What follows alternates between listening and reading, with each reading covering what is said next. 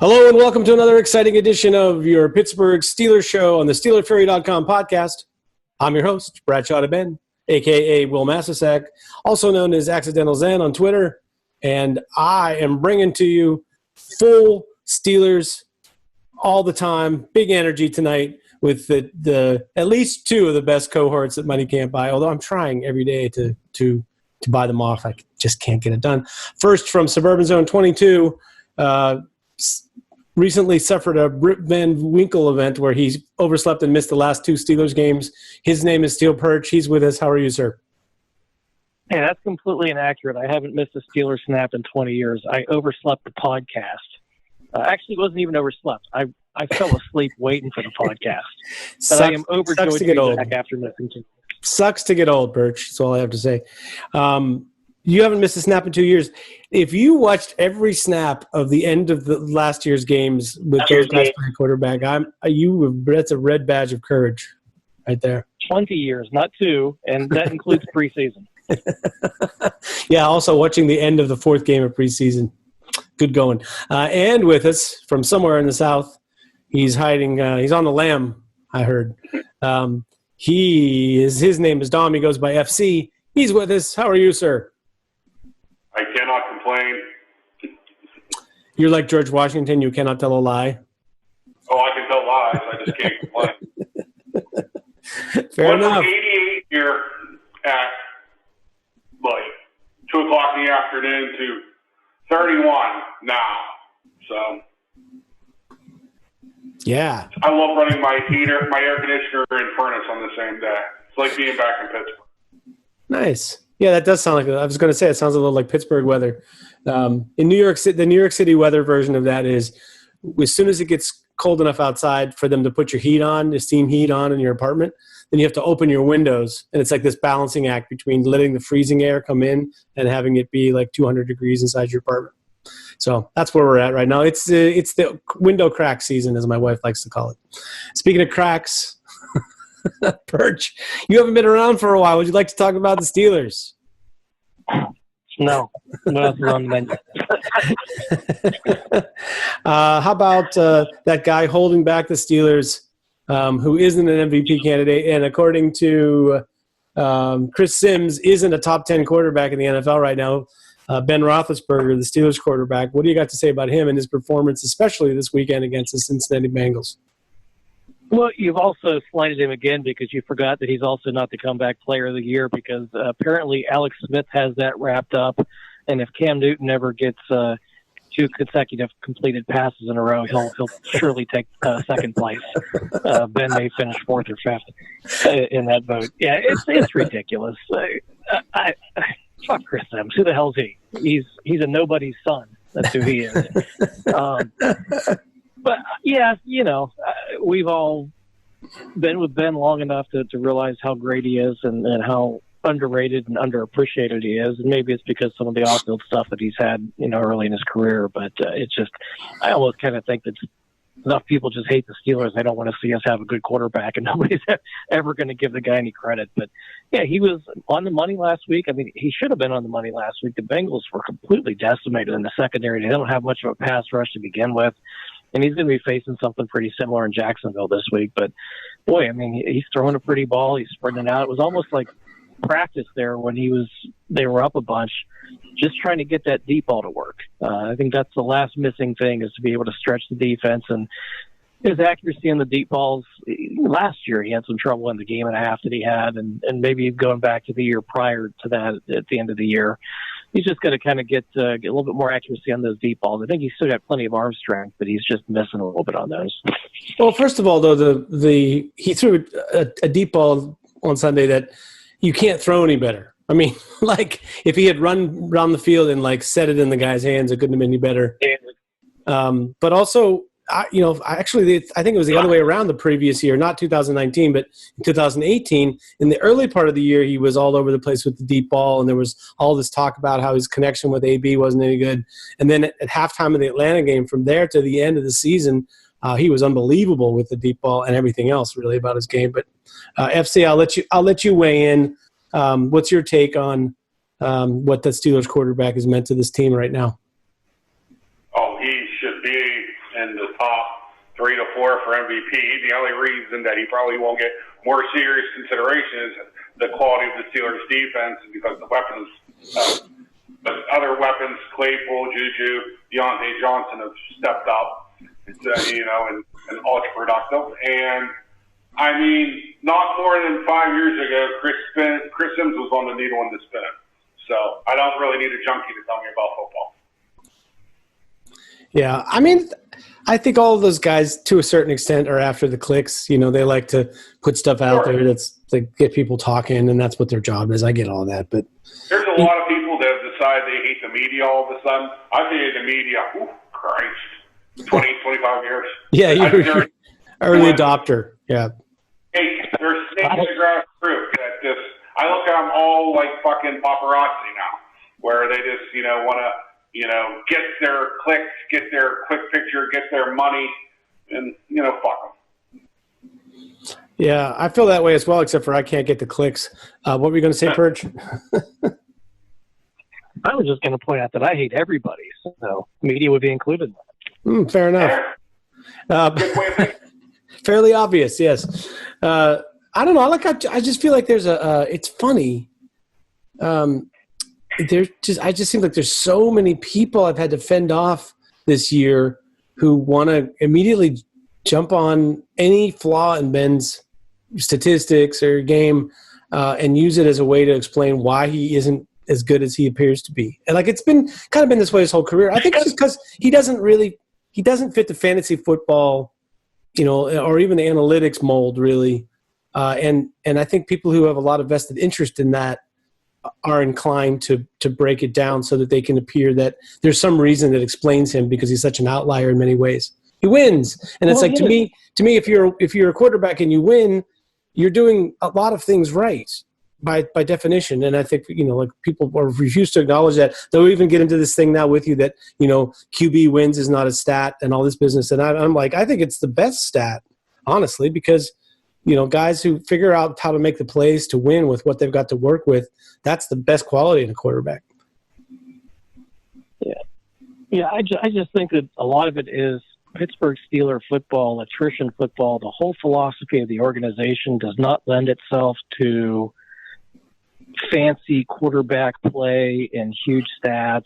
If you throw in even the weather too, and you're playing in the AFC North and in slop and rain and snow and wind and some of the things that that wind last week we haven't really even talked about that, but holy cow!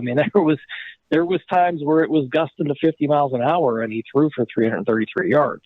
Where a lot of quarterbacks in the league are not going to have a good day in elements. One thing I always give Tom Brady credit for is he played well in bad conditions, and Ben's been the same.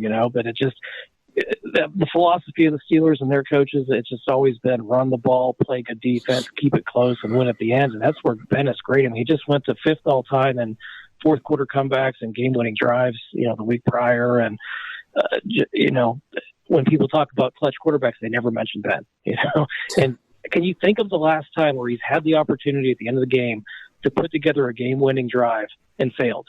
I can't think of one. He's on a real hot streak in that regard. I can tell you, Perch, that there was an article a few years ago about, Aaron Rodgers' record when he's had the opportunity down by a score or less in the fourth quarter, and how many times he's succeeded or failed, and just had all the quarterbacks listed since going back to Dan Marino, listed about how many opportunities they had. And I was trying to update it to keep it going currently to find out where Ben was.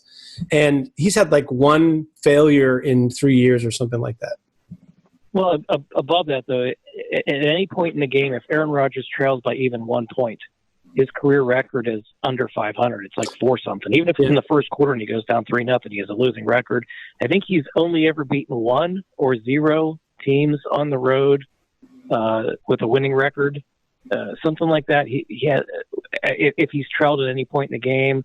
But Ben's record at any point in the game, if he's trailing at any point in the game, he still has a 56% win percentage. So second best only to Brady. Second best only to Brady since he's been in the league. Yeah. Sorry, Perch. I didn't mean to step on you. Go ahead, finish. No, that was it. I was just kind of finishing up on that point that the guy has just been so good. And just serious, just thinking back, like you said, can't remember games where he's had an opportunity, last drive of the game, Steelers down 4, or he hasn't scored the touchdown or driven them down every single time he gets it done. You just take it for granted at this point. And just, with the MVP discussions, Kyler Murray throws 2 interceptions, but throws a Hail Mary at the end of the game that gets caught. Oh, we got to put him in the MVP race, and he's got 3 losses, but forget that. I don't know. I'm done. I'm done with the topic. Yeah, I mean, basically, you got to go back to the New England game with Jesse James, catching it but not catching it, and Oakland, him coming off the bench after he'd been in the locker room for whatever, and then the Browns game where field goal was missed at the end of the game. That's the last 3 times, I think, unless I'm forgetting something more recent. But basically, yeah, he's been on a real hot streak late in games. FC. We're in uncharted territories now, 9-0. And Ben was asked this week, what are you thinking about this team going undefeated? Is that your goal? And he said, I'm not thinking at all about being undefeated. I'm thinking about winning the Super Bowl and playing, one opponent at a time. But I remember back when the Steelers were in their 70s heyday, and in particular that 78 season when they started off with all these wins, that players quietly said after they lost that they felt a little bit of relief at not having to carry around the burden of being undefeated because it felt like there was some pressure on them, extraneous pressure with that. What's your take on that? Do you think it gets worse as the season goes on if you stay undefeated? No. I mean, especially whenever you have the Chiefs only with 1 loss, you only have 1 bye given. If the Chiefs stumble and they lose another game, if I'm the Steelers, I rest players. It's that simple. I could give a rat's ass about an undefeated record or anything like that. It's all about the Super Bowl. I mean, in 10 years, everyone's just going to remember the Giants winning that Super Bowl, not New England going undefeated, going into the Super Bowl. They're going to remember the David Tyree catch, not that, that Brady and Moss set NFL records. It's about winning the championship. So, yeah, the undefeated thing, I just like that they're winning, especially after last season. But, the Colts and the Ravens seem like the 2 super heavyweights left on the schedule. But, we haven't had a lot of success against Jacksonville over the last 15 years. So. Buffalo at Buffalo, that's another one that's a little bit of a... Absolutely have 0 belief in Buffalo. I didn't have any belief in Tua. I mean, they're 3-0. Well, the defense is 3-0. But, yeah, I think 0 fear. Yeah, I mean, it's the thing is it's really they get past the next couple of games, it definitely it's going to start to be a real consideration. NFL concerns me. I think they could beat the Steelers. And if the Steelers play a decent game, that's obviously the Chiefs because of the offense. But, I don't believe in them nearly as much. I won't be surprised if the Raiders beat them again this Sunday. So. Yeah. Well, Perch, I mean, this seems like this team has not really gotten into that, really being in danger against the underdogs. I know the Dallas game they were behind, but it was kind of like, it looked inevitable that eventually that looked like a New England Patriots game of 5 or 6 years ago where it just was a matter of time before the Steelers came back and won that game. But I'm wondering, how much of this idea of letdowns against teams that they have to know on paper at least are not as strong as them. I mean, Tomlin's like it's not like they're the SEC team playing a MAC team. But how do you think it really is inside the Steelers locker room? It seems like a much better cohesive team this year, where you hear guys like Eric Ebron just gushing about what a great team it is and how everybody likes each other and how they hang out. When you had AB and Le'Veon Bell starting a rap career and guys who were just, remember even the Young Money crew and all those guys were just so self-centered and selfish and focused on themselves, where I think we had a little stretch there with some really talented players that were just not great team guys. And it seems like it's the opposite this year, where these guys want to be together. They want to spend that extra time in the locker room or hanging out together. And it just seems like it's a more fun group to be around, and they're more focused. it's like Ben's the old guy, and he's got a bunch of young, unproven guys who are just kind of looking up to him like, hey, we're playing with this future Hall of Famer that we watched on TV when we were a kid. And it just seems, not a lot of egos, even on the defensive side. You got like the people in Bud Dupree's situation can handle a lot different than he has. He's been nothing but a professional and worked hard. And, he's playing, basically for a big contract in free agency next year. So, yeah, like you said, they really haven't had that big scare outside of Dallas. They didn't play great or dominate the first 2 weeks of the year when the season was just getting started then, and you were coming out of COVID, and they hadn't really had a preseason with the game with the Giants and in the Broncos game. But ever since then, they've taken care of business. They hammered the two Ohio teams like they're supposed to, and everything, it looks good from the outside. And Tomlin's doing a hell of a job this year too. And you won't hear anybody mention him for Coach of the Year. Watch him go 16-0. Let me bitch again. Watch him go 16-0. Ben won't win MVP. Probably won't finish top 3. Won't win Comeback Player of the Year, even though he came back from an elbow injury that no QB ever has to go 16-0. And Tomlin won't win Coach of the Year. Watch it happen. I get no respect. No, I mean, as long as they're holding the sticky Lombardi at the end of the year, that's all that really matters. As you know, we don't put too much interest in those other awards. Those are for the losers, man. FC just had a weird idea. I was like, if you're the Steelers, wouldn't you bring all the free agents into the room with bring all the free agents and their agents into a conference room at the end of the season and put a folder in front of them? And inside the folder is a contract offer. And basically you say to them, if you all agree to the contracts that are in these folders, we can keep it together. Wouldn't that be an amazing strategy? You just be like, here's a number. Let's say they do go undefeated. Let's say they win the Super Bowl. And let's say Ben says he's coming back. I think that you can pretty much guarantee there's going to be 3 players that are coming back. That's going to be Bud Dupree. It's going to most likely, and a lot of people aren't going to like this, it's going to be David DeCastro. And the third person could be up for debate, but I'm going to lean to Connor because I think that they have those shoes to fill. Now, players that I could see definitely maybe working something more team-friendly, Villanueva, Pouncey, Juju. Possibly. It comes down to Juju doesn't scream money. I got to get paid right away to me, and that's Eric Ebron explained it best. He's been in 3 NFL locker rooms now, and he's never seen anything comparable to what the Steelers have going on, and maybe it's the COVID that has brought them together, meaning, Eric Ebron really hasn't had an opportunity to see a lot of Pittsburgh. The people that he knows in Pittsburgh are his teammates.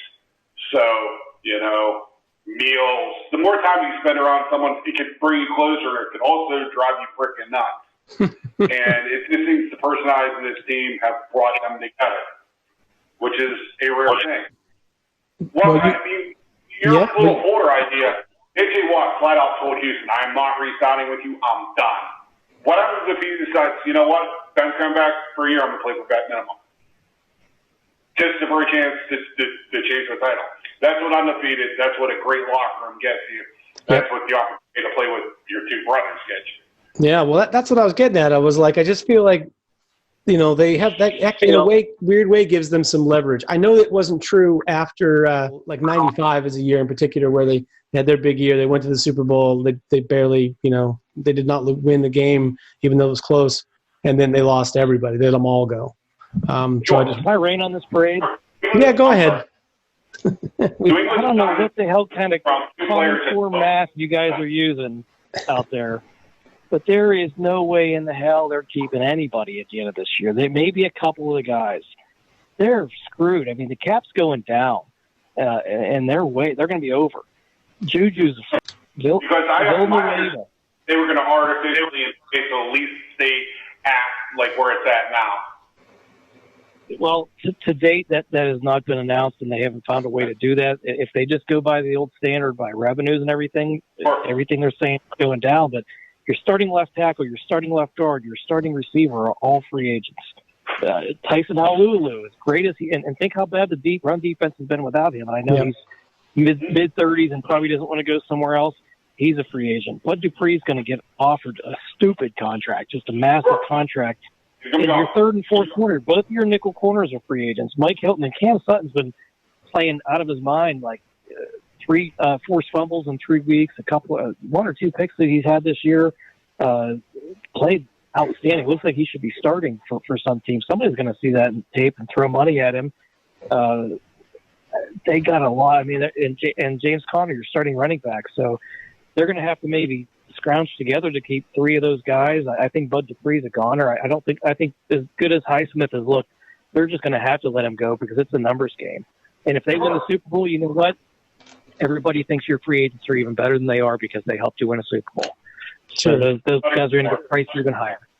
Anyway, so that's my rain on your parade. And well, FC, I'm going to let you have the floor, but just before that, I just want to say, if they extend Ben to the point where he's going to get paid after he retires, which is something that they could do, and they move to Castro for a pick or whatever, it cut Vance McDonald, that basically those three moves, even if the cap is at the lowest number they said it will be, which is 175, that still leaves you room. So what I'm saying is, even if you just make those three moves, you do have room to sign a couple of guys back. You might be able to get your Cam Sutton and Matt. You might be able to get Cam Sutton and Matt Filer and Tyson Alualu for that money, for instance. So even before they do anything else creative with anything else, so I feel like I was in a hurry to bring back any one of our three interior players. To be honest with you, starters. Yeah. I mean, the only level that I can think of that's been worse than David DeCastro has been Matt Filer. He really got to go, unless he can win right tackle off Chucks.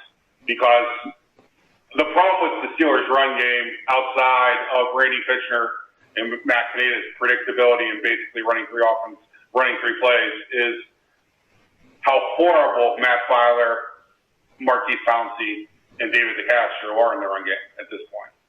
Well, correct me if I'm wrong, but I think there have been some exceptions, especially 2 weeks ago. But on the move, they seem to be okay. It's when they're sort of in the phone booth with people. On the move. The on the move is 1995. Yeah. You can't be on the move. I don't want to see offensive linemen pull anymore. There's not a successful team that runs the ball in the NFL that's pulling offensive linemen like that. All I'm saying is they did it against Houston with impunity, and they were amazing doing it. But you're 100% right that DeCastro is not 100%. Filer, I don't know, up and down. Marquis is just not a shot of the player that he was, and I mean the shine has completely come off Matt Filer. I absolutely humiliated to the point where I thought the one person, and I'm not going to say no name, but he's very primitive on Twitter. He actually posted video that he took down because of how bad and wrong he was, Nick Fairburgh. I know that he was a part. I mean, ran to the hillside, back. And the big thing is I'm as guilty as anyone. There'll be players I don't like, and there'll be players I like. And if you just overlook bad plays by players that you like, and then it's just the Steelers' run game problems are predictability and inability to win at the point of attack. But those guys have been very good in pass rush. So we seem to be a passing team now. Sure. But, I mean, okay, just quick follow-up. That is, I mean, I'm with you that I thought Dotson was great when he played and appears to be ready to play. Would he make more of a difference replacing DeCastro or Filer? Which way would you go? It's tough to say because you can basically see what's coming from the Steelers run game. And if you can see what's coming, and we're three schleps doing a podcast, these guys are getting paid tons of money in advanced scouting. I mean, you can see the defense is shifting, linebackers moving to the hole pre-snap. That's a problem. Yeah, most definitely. Perch, you want to weigh in on this? I think we're going to find out at the end of the year that DeCastro has played with some serious injury all year. I mean, remember how he just kind of missed seriously before the season, had some injury and missed time and came back and then missed time again. And now he's not practicing most of the week and just coming out for Thursdays and Sundays is pretty much what he's working with right now. So I think he's still a really high-end top player. He hasn't played well this year, at least not to his standards or his level. You know, Ben loves Pouncey and doesn't want him to go, but that's a lot of money you're throwing at that guy. Yeah, both of them, DeCastro and Pouncey, are making enormous money, man. Yeah, I mean, you almost need to move. Honestly, you know, those guys, and you almost need to go to Joe Hayden, too. So, hey, Joe, remember when you used to play for Cleveland? You know how fun it is to play here in Pittsburgh, buddy. You got to give us something back. You know, you got to give a team-friendly extension or something. His deal's a lot too. I'd almost rather have Cam Sutton in his upside for the future than, you know, Hayden on the back end of his career. So, you know, he and Pouncey were drafted the same year. They're both up there in age. If you got to do something dramatic and you really want to keep this young nucleus and core of the team together, boy, it won't be fun. And sometimes you got to rip that Band-Aid off and say, hey, Pouncey and Hayden, it's been a lot of fun. Thanks for the memories. And you two are gone, and find ways to replace those guys. And yeah, it's just a lot of, and then, you know, that deal that they just gave Hayward, I love Hayward and the way the guy plays, but man, they're paying him a lot of money for the downside of his career. I mean, you remember Aaron Smith, you know, in about a year from now is when he started just, you know, injuries and his decline. And I have a hard time believing that, you know, I think that contract is mostly a 2-year deal. It's pretty voidable after that for Hayward. But, you know, and the other thing we didn't really mention was Ben has never, ever, ever signed anything remotely close to a team-friendly deal here. It's time, Ben. You know, you need to really sit Ben down. Ben, you could play another 3 or 4 years the same as Brady and Breeze are doing. But do you want to get your head beat in with a shitty offensive line and no receivers? Or do you want to take, you know, you have $400 million we've given you. Why don't we just, you know, do a team-friendly extension, give him 3-year extension. He's got a year after this one left. Add 3 on there, make that 4th one a bunch of dead money that he probably will never see, or pay him when he's retired, and they got to rebuild the roster. But something like that has to happen because they are going to be up shit creek with the cap situation after the year. Yeah, and this is what Steelers fan. We have an undefeated team, and we're chopping it up. All right, fair enough. So let's move on and talk about this week's matchup. Perfect segue, FC. Let's talk about this week's matchup against the Jacksonville Jaguars. Perch, you mentioned that the Steelers haven't had too much success against them in recent years, but actually they haven't lost to them in Jacksonville for a while. It's just been some tight games. Go ahead, FC. And there's the playoff game sticks out in my head, you know? Yeah. Well, the playoff game, I will remind you that Ben, put up one of the greatest performances of his entire career in that game, and we had a guy that had been on his couch 2 weeks before that playing middle linebacker. So that may have had merit. And the secondary had Sean Davis and Artie Burns playing in it. You know what I mean? I do. Perch, let's talk about this matchup from the standpoint of what have you seen that Jacksonville is good at? Let's talk about the best part of the Jacksonville Jaguars in the 2020 version. I'll tell you what, their offensive skill position guys are pretty darn – they're deep and they're pretty good. You might not think that, just kind of looking down the charts, but they kind of remind me almost of the receiving core. They've got 4 guys that can beat you in a number of ways. DJ Chark is, kind of the speed guy on the outside. Keelan Cole's a good receiver. Chris Conley, we've had, issues covering him in the past. And Chenault, the young guy, I think he's out this week, so that helps a little bit. Robinson, Tomlin talked about him a lot. Good young undrafted running back. He's got almost 700 yards, almost 4.5 yards a carry. That's a good group. Tight end, they got old Oshag Hennessy. There's that reference in there. I think he's dinged up this week. I'm not sure if he played. Tyler Eifert's apparently still in the league when his concussions or whatever injuries aren't bothering him. But that's a pretty good, diverse group of people to throw to. I mean, when Minshew's been in there, he's been able to use those guys pretty good. I don't know much about this Jake Luton other than seeing he did pretty damn well against Green Bay last week. So, boy, if this game goes haywire or this game is close, I think that offense is going to be doing enough to move the ball and eat clock and keeping them in the game. That and turnovers. Anytime you have turnovers in a game, it's an issue. But that's what I think they do well. I think that their secondary is pretty beat up. They don't really do anything well on that defense. But maybe, if this is going to be an actual close game, I could see it being similar to what they had against Green Bay last week, where it's kind of a shootout. Yeah, I mean, without Chenault and O'Shaughnessy playing this week, those two guys are pretty good players. FC, they're going to have to run the ball successfully against the Steelers. I mean, last week was a weird situation. The Steelers played very little base defense. Tyson Alualu actually didn't play very much in the game because the Steelers opted to go for a bunch of defensive backs against what Cincinnati likes to do. So, from your standpoint, are you concerned about the carryover of this few bad weeks in a row of run defense? Because if so, it seems like that would be an avenue for Jacksonville to make this a game. It's a concern of mine. Robinson's he's a good runner. He's also a very good receiver out of the backfield.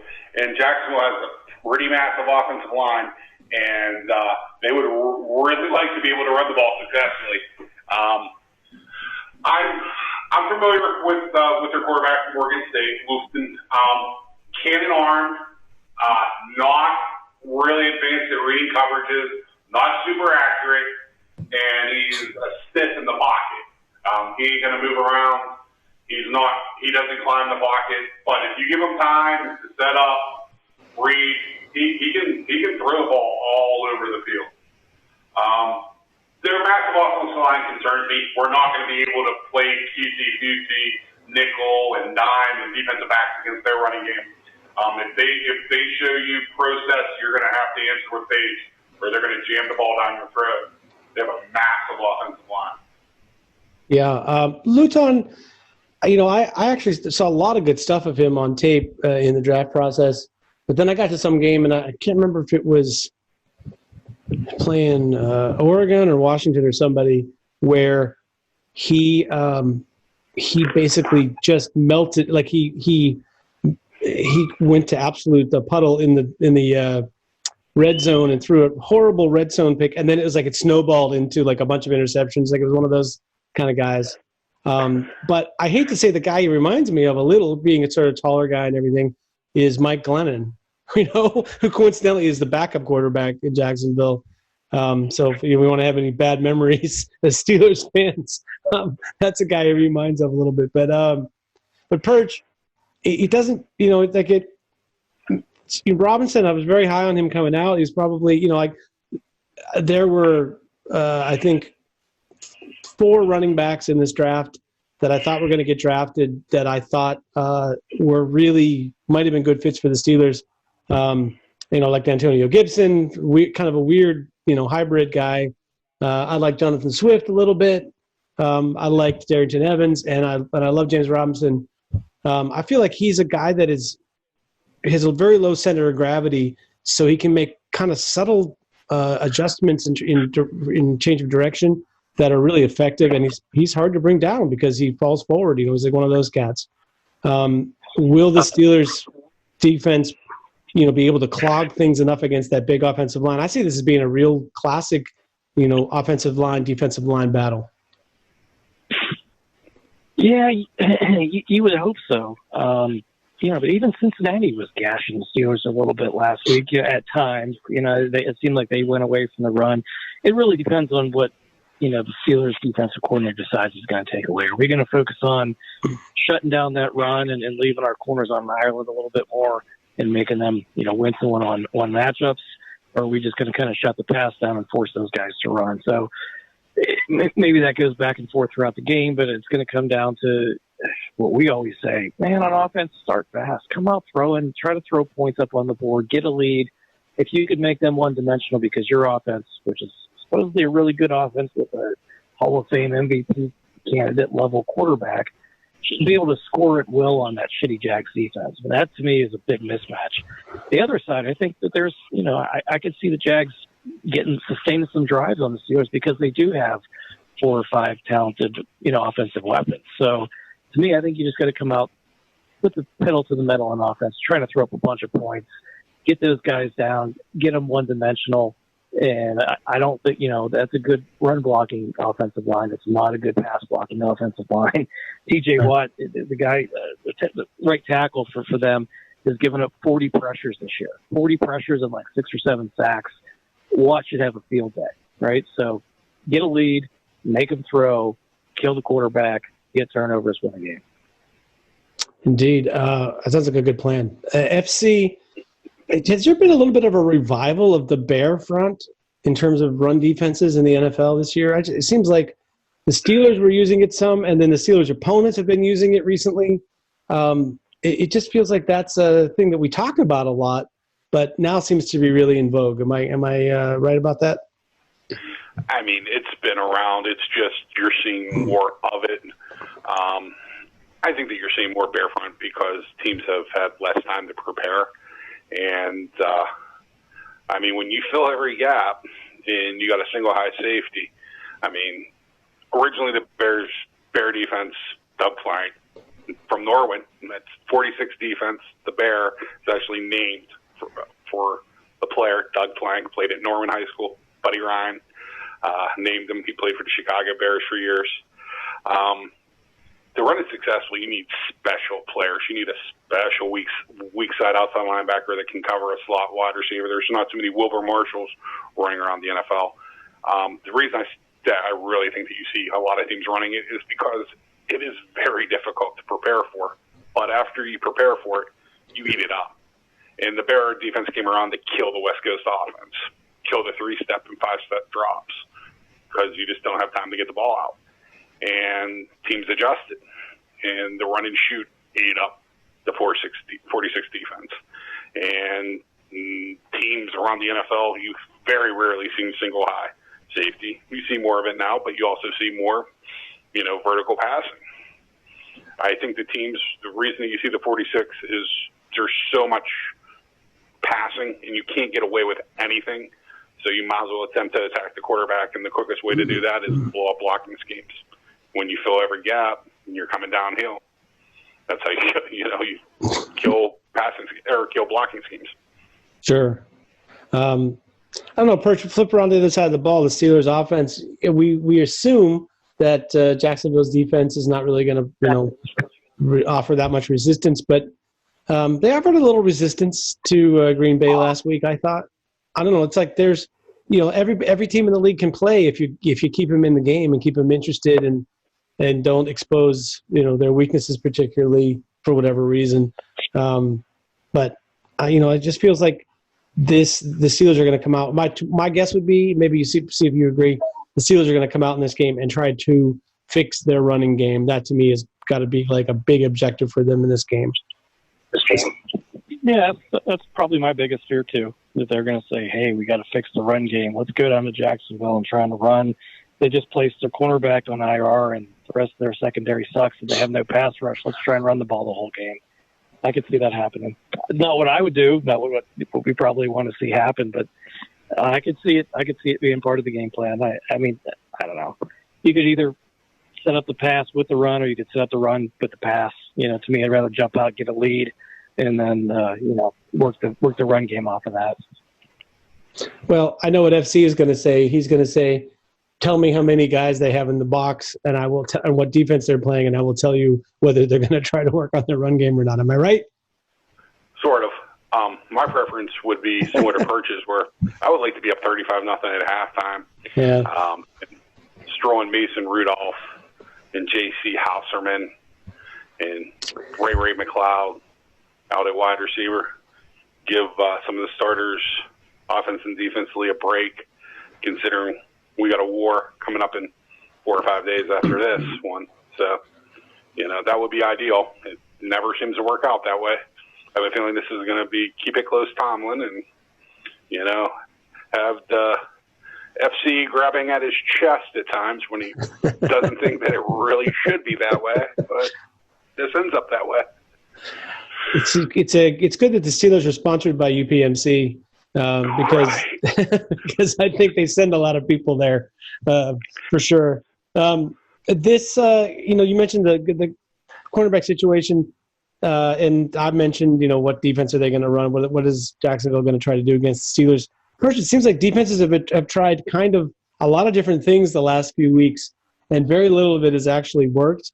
And I think the Steelers, one thing about them working on the run game, if they were to get the run game at least back to the level that it seemed like it was earlier in the year, and against the Giants and against Houston, if it got kind of to that level, it feels like they would be almost impossible to defend. I guess this is a good thing that they're so versatile and varied. Mike Tomlin is, I'm sure, thrilled with this idea of versatility.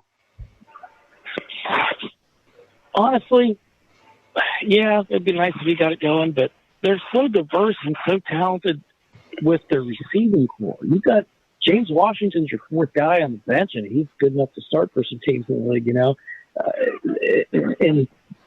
the backs can catch. They've got two tight ends when they're both healthy that can play. Do you really need to run the ball that much in 2020? You can go out and throw it 50 times a game, especially when you're throwing it the way that they are, where it's run after the catch, short, get the ball out within 2 seconds. You've got shifty guys, you've got big guys, you've got fast guys, you've got strong guys, you've got every different diverse thing you have between Ebron, those four receivers, Ray McLeod, some of the running backs they have. Just let Ben deal. When they let it loose and give him the ball and let him deal, they score a touchdown every fucking time. You know what I mean? So, yeah, it would be nice to have the run game working as a complement, but you don't need to force it. It's not the 1980s. You don't have to have some 4-yard, 4.5-yard, and a cloud of dust run game to just grind out the clock. You could do the same thing through the pass game. And to me, you know what? The run game isn't working. You could still win a Super Bowl. Just keep throwing it.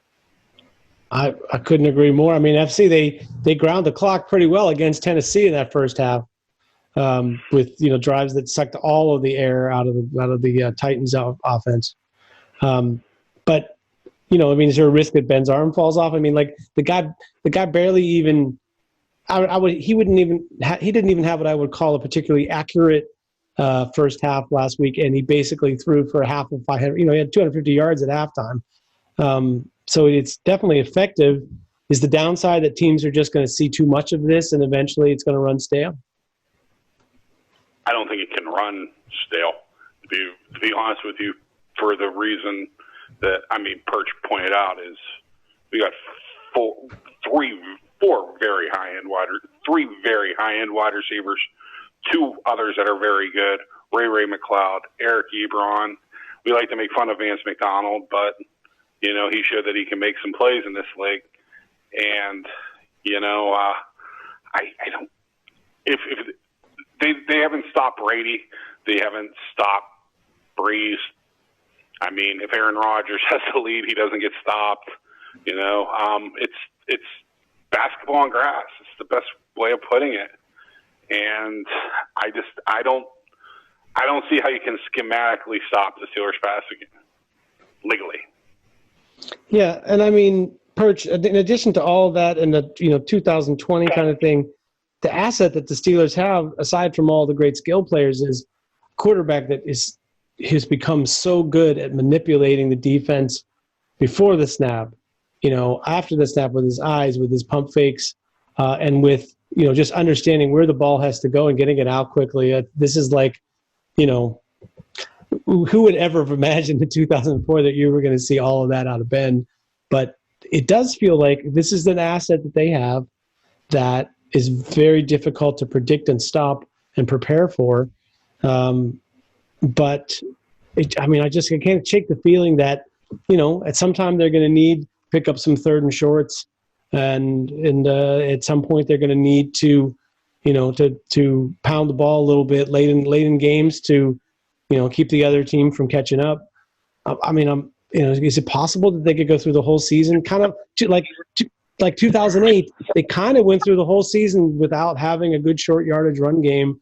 And then, in the Super Bowl, they needed a short yardage play and they scored a touchdown on it, thank God.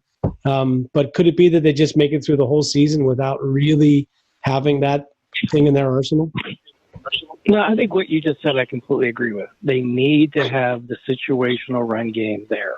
They don't need what some people call balance, where they look at the stat sheet. We ran it 25 times. What times? You don't need to carry the offense down the field 4 yards a carry, enforcing your will on somebody anymore. You just don't. The short passing game has replaced a lot of that stuff. They're more efficient. They're better. They're more talented. Listen, our running backs are marginal NFL running backs. They're not, we don't have an Adrian Peterson in this prime on this roster. Nothing close. I mean, we don't have a Jerome Bettis. We don't have. You can go down the list of people we don't have on this roster at running back. But when you need the 4th and 1, they've pretty much been pretty successful on the 3rd and 1 when they've needed to get it. They've been able to scheme some of that stuff. Even the handoffs to the wide receivers has been part of the run game.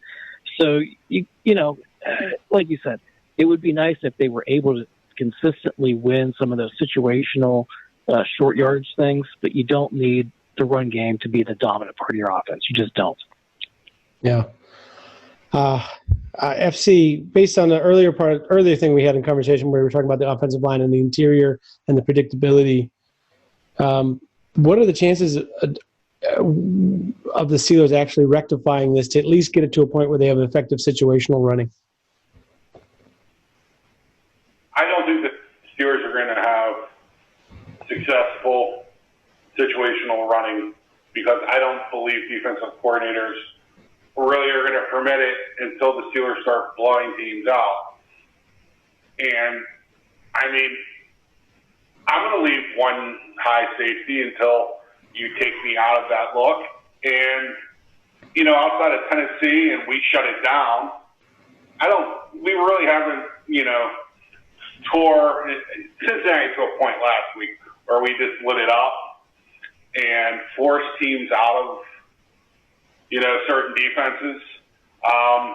Teams are going to continue to fill the box. And, you cannot run against heavy boxes in the NFL anymore. You just can't do it. Teams aren't two-gapping. Teams are flying up the field and making plays. They want to make plays for loss, get off the field, turnovers, splash plays.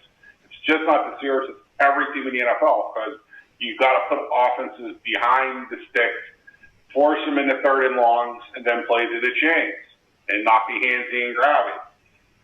And so I don't think that our last Super Bowl team was that necessarily great running. I mean, nope. We're pretty hardcore Steeler fans, and I don't think anybody on this podcast can name all 22 starters for the last Steelers Super Bowl team in 2008. Well, the Super Bowl winner, yeah.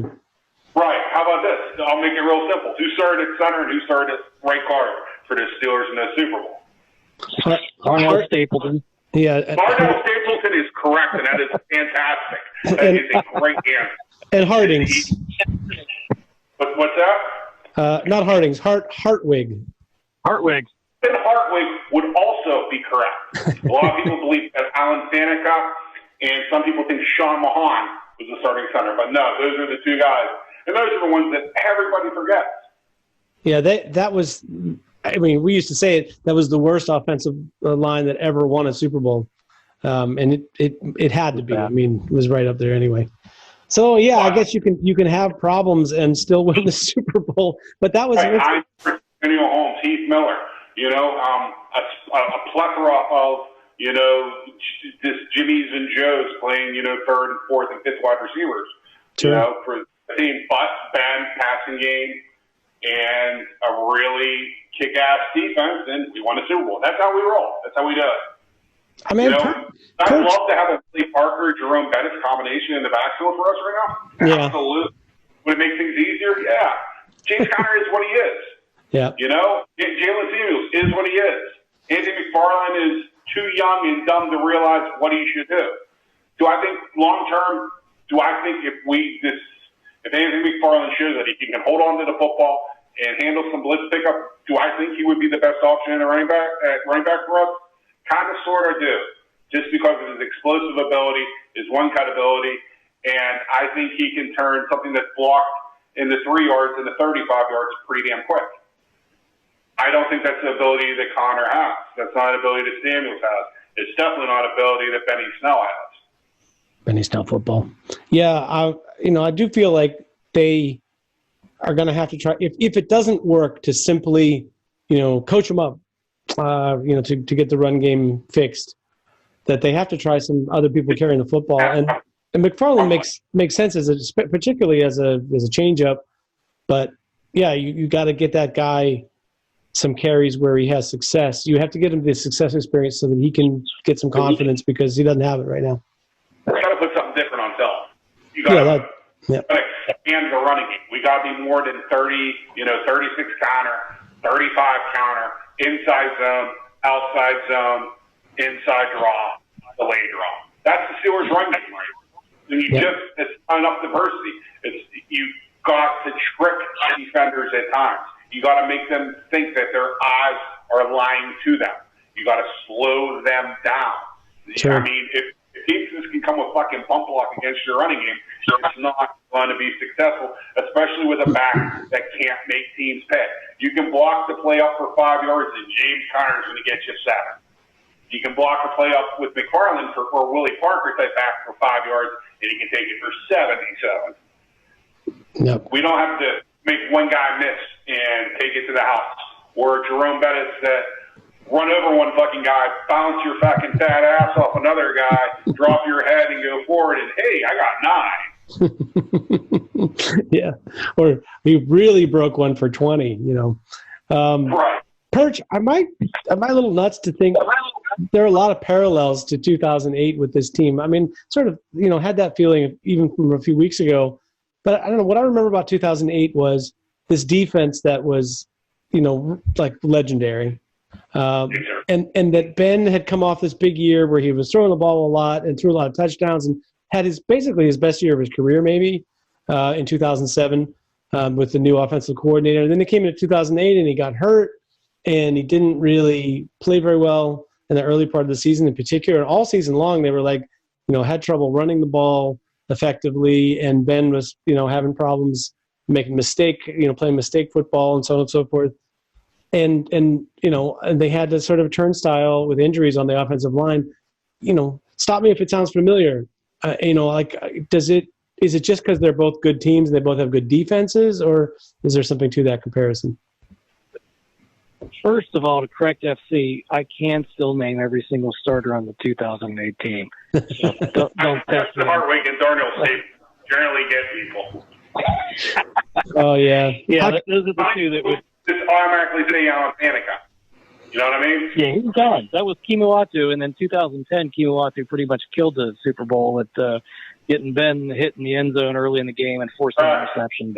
Automatically, the Super Bowl rings with the Steelers. Yeah, but to answer your question, it's definitely some parallels there.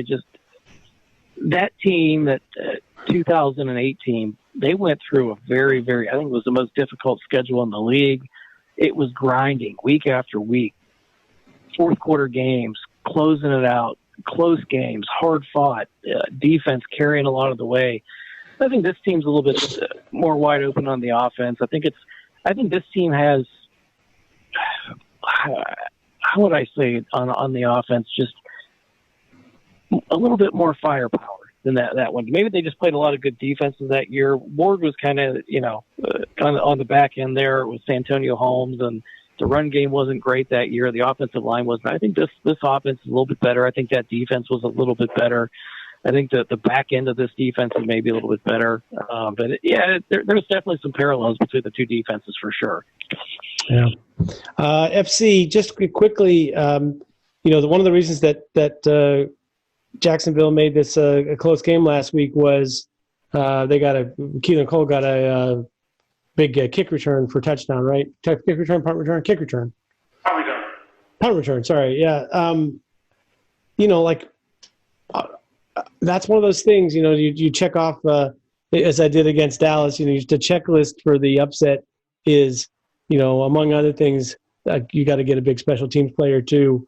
I thought it's at I don't know. I feel like special teams have been solid, and we don't like to talk about them when they're solid. But I have a feeling that some little extra attention, it was maybe a good thing that the Bengals ran that fake last week, because maybe they'll have a little bit more on their toes this week. What's your take on the situation for the Steelers coverage teams? Outside of one game, and that would be the Dallas game, I think our special teams have been great. Outside some kicking issues, but actually, fucking our punter was great last week. And I think the Dallas game is going to be an outlier. It's going to be an anomaly. How many NFL teams have a former NFL head coach coaching their special teams? A lot of people, Jim Fossil, really good special teams coach, fantastic special teams coach, to be honest. So I think that's an anomaly, and I'm not overly concerned about the kicking game. I thought Jordan Berry really punted early in the game and all the way to halftime. I believe he had 4 or 5 punts. I believe he was net was right around 50. I think he put out his 5 punts, 4 inside the 15-yard line. And Boswell, outside of the craziness of Dallas where they were cheating, has been pretty solid, kicking off and field goal. So. Well, with the wind being what it was, that was actually shockingly good performance, I thought. I just feel like Jacksonville is that returner is, he's a pretty good returner. He's a guy that you do have to account for, and maybe you don't kick to him. That's kind of my feeling in that situation. Or if you kick to him, that you do it with a purpose. But just something that I didn't want to go without mentioning, because I think it could be a factor in this game if they're not prepared for it. Perch, I'll leave you with the last word. Anything else to talk about this game that we haven't touched on? Screw Cincinnati for faking a punt down 29 points and kicking a field goal instead of trying to go for a touchdown just to get points on the board. What pansy shit was that? That's all. Throw the old man moment of the week. Yeah, it was a very Cincinnati thing to do, I thought. At any rate, listen, we're going to come back and give you our predictions for what will happen in this week's Steelers game in Jacksonville. But before we do that, it's time for our illustrious pick segment, brought to us by Dean Blandino, Mike Perry, Roger Goodell. In sports and shit, home you can get your Steelers swag, t-shirts, koozies, dog beds, dog shoes, everything you think of, you can find it at sportsandshit.com. We do not care apparel also available. We do not care.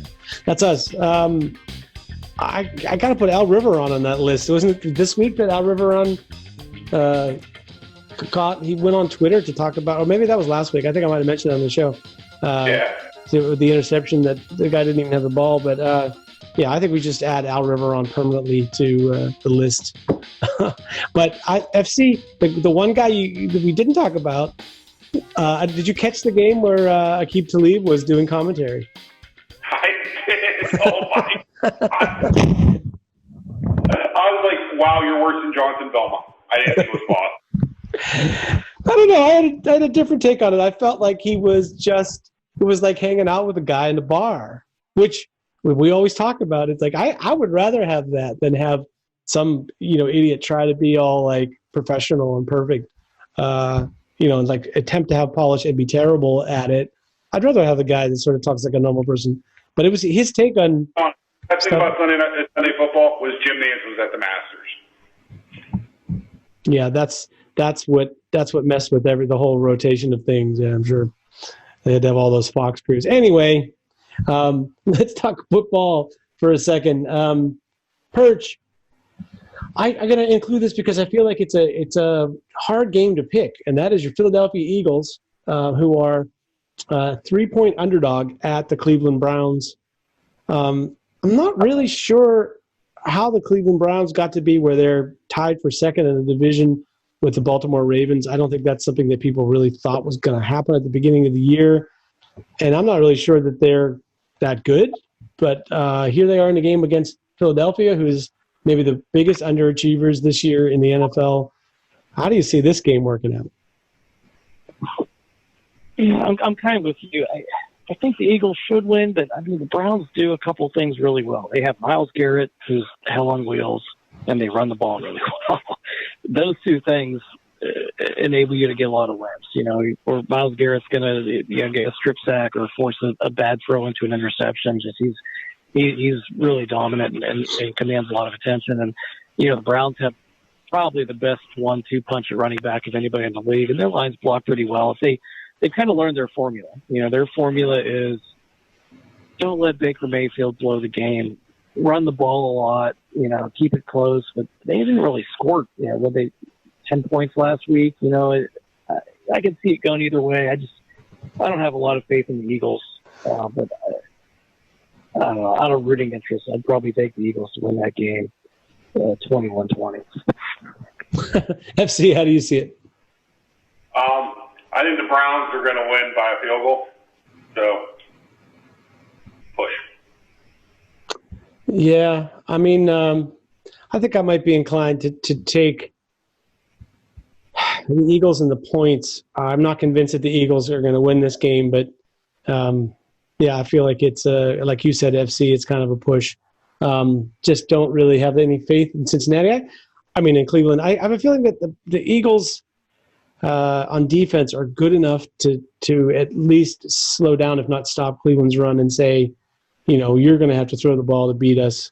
And if they put the ball in Baker Mayfield's hands, maybe it works, maybe it doesn't. But I feel like that puts a different spin on the game than if they're just going to let them play straight defense and let them run away. Indianapolis hosting the Green Bay Packers. Indianapolis is actually a 1.5-point favorite in this game, FC. Can Phil Rivers provide enough to beat Green Bay? No, but I think the Colts defense may beat Green Bay. I just don't trust the Packers, and I don't trust the Packers on the road. I understand it'll be in a dome. I understand that means I'm taking Philip Rivers over Aaron Rodgers, but in reality, I'm taking Frank Reich, the Colts defense, over Matt LaFleur and the Packers defense and self-destructive way. How about you, Perch? Yeah, I mean, the thing that I see is the big difference in that game is I have a lot more trust and faith in that Colts defense than I do in the Packers defense. And, Rodgers on the road against a good team hasn't been that good. Everybody wants to crown Rodgers as the greatest quarterback in the history of the world. I just, he's a front runner. He'll put up some big stats against some bad teams. You put him against a good defense. I can see the Colts winning that game. I think they're favored for a reason. I'm going to go Colts 24-20 and win that game. Interesting. When I was doing a bit of research on Ben's numbers throwing inside a dome, which are kind of unbelievable. He's had one of the best ever. Yeah, one of the best ever in the dome.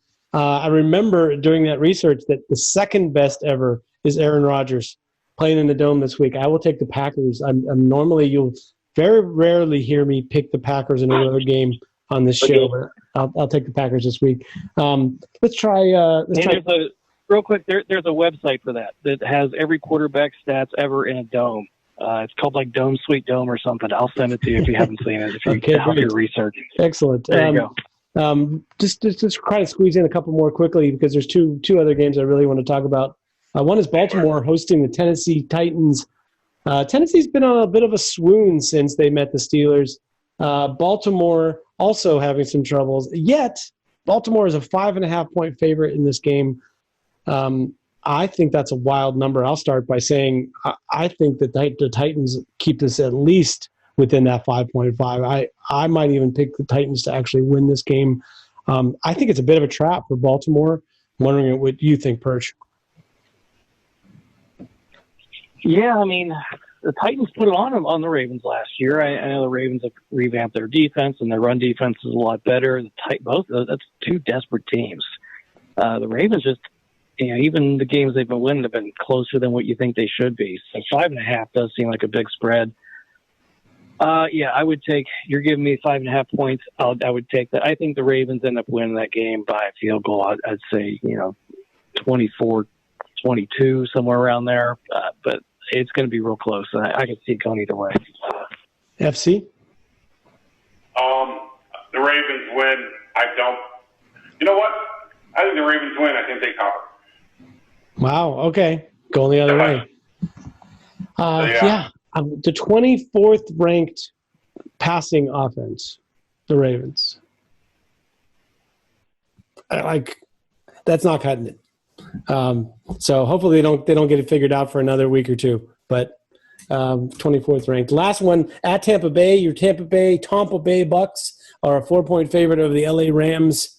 I'll preface this with: do we believe in the Rams now, FC? Like, where are we at with their defense? Seems. I believe in the Rams defense a lot more than I believe in Jared Goff. Push comes to shove. Bruce Arians, Tom Brady. I'll take him over McVay and Jared Goff. Yeah, how about you, Birch? Yeah, I think we'll be seeing Tom Brady beating Goff this weekend. Brady gets his slot receiver, wide receiver. He gets his tight end back this week. Mike Hunt, does he not? Wasn't that an old Penn State running back? Maybe so. Terrible. Hey, before we leave the NFL pick segment, I don't know if you guys knew DeAndre Hopkins was having some problems. He was gaining a lot of weight. I heard last week that he went up over 4 bills. Hey, okay, so that takes us to our 5-star matchup. It's a Steelers 5-star matchup because the Steelers are in it. And this week they go to Jacksonville. Sort of their nemesis, 12-14 record all time for the Jacksonville Jaguars against the Pittsburgh Steelers. I'm going to start with you, FC. What's your take on this week's Steelers-Jaguars game? Steelers win the game 31-10. Rest the starters the fourth quarter. It's just the Steelers, I just think, are more talented offensively. Rookie quarterback, experienced defense, and I would not be surprised if Tomlin makes it a point that says, hey, short turnaround, guys. The better you perform, the quicker we get this out of, we can get this out of hand, the quicker you can get yourself some rest and prepare for the Ravens. And I know you're not supposed to say or do shit like that, but it's the reality. Perch, how about you? 27-13 Steelers. Game ends. Minka Fitzpatrick breaks up a Hail Mary pass at the 2-yard line. Don't you mean blocks a field goal to make it 27-16? No. See, the whole theme here is the games are getting more and more comfortable each week. Yeah, I understand. Yeah, you have a theme for the whole season. It's so you have to really break it down and analyze it to be able to see what Perch's advanced thinking about this kind of thing. I think the Steelers are going to win this game 30-13. I don't think there's a lot of suspense in it. Like we talked about earlier in the game, special teams play, being able to run the ball a little bit. Maybe they could keep it in the neighborhood early in the game, especially if the Steelers are overly focused on what they don't do well rather than what they do well in this game. But I'm not sure about the starters getting pulled. I mentioned earlier on the board this week that how few times, even teams that have a reputation for blowing other teams out, how few times they actually get up big enough to take the quarterback out. The New England almost never did it. Last year, Kansas City replaced Patrick Mahomes once late in the game, and that was a game where he had turned his ankle or something earlier in the game, so they had an extra incentive to do it. But even teams that have a reputation for blowing other teams out, not necessarily get to rest the starters late in the game. That was a luxury last week. So even if the Steelers are good, and even if they're a Super Bowl contender, it might not happen that way every week. But I'll take 30-13, and let's go to last words. I give one to you, Perch. No injuries, win 2 in a row, pretty much wrap up the 1 or 2 seed, and stay healthy for the playoffs. Let's go. Have a good week. Happy Thanksgiving. Everybody stay safe. Avoid the COVID. Same to you, my friend. FC?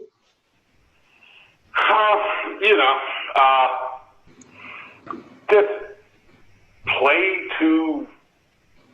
This is the classic trap game, and 12-14 versus Jacksonville, and a limited number of fans, and all the craziness. Just no injuries. That's why I agree with Perch. Injury free, and get ready for the rat birds on Thursday. Yeah, I think we're all in agreement on injury free, especially with the short turnaround. There's no time to really readjust with anybody else. And the Ravens, for all their flaws and the problems that they've had this year, every game against the Ravens is tough. And in particular, I think the Ravens have really got to pull out all the stops and be desperate as hell against the Steelers on Thursday, no matter what happens on Sunday. Take advantage of that with an early lead and, shorten the game and get the hell out of there. That's an excellent plan for this week, gentlemen. Shorten your week. And speaking of short weeks, we'll be back on a short week as well after we enjoy a fabulous Steelers victory. I shall talk to you two gentlemen, Dom FC down there in South Carolina and Perch there in Pittsburgh, falling asleep after fishing. Guys, stay healthy and safe. And everybody out there at SteelerFury and on the internets who follow us, thanks for tuning into the show. Take care of yourself. Take care of your families and everybody. Let's be careful and safe and healthy. Can never say that enough. And let's enjoy a fabulous Steelers victory and talk next week. I remain Will Massasak, Bradshaw to Ben, Accidental Zen, saying, go get 'em, Steelers. Go Steelers. There we go.